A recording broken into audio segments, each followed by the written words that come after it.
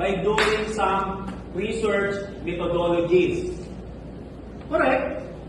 Diba? That's the very purpose. Diba? Oh. And then you came up with, how to, is it feasible, how feasible it is, how viable it is. Okay? So, that's, the core stuff of research. Okay?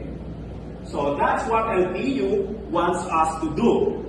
Okay? To be a research-intensive university, like other world-known universities. Okay?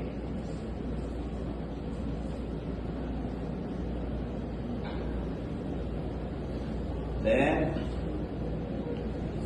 we have support community engagement and social responsibility.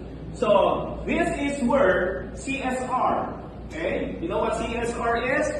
Corporate social responsibility. So, we must not only be after sales, revenues, income, profit, okay? If you are able to grow your own business or businesses, your family businesses, okay? So just like the conglomerates, the Ayala, the Seas, the Congoways, the Villards, etc. No? So we must also be aware of our community. We must also have this corporate social responsibility. Okay? We have to contribute for the betterment of our community, our society, and our country as a whole.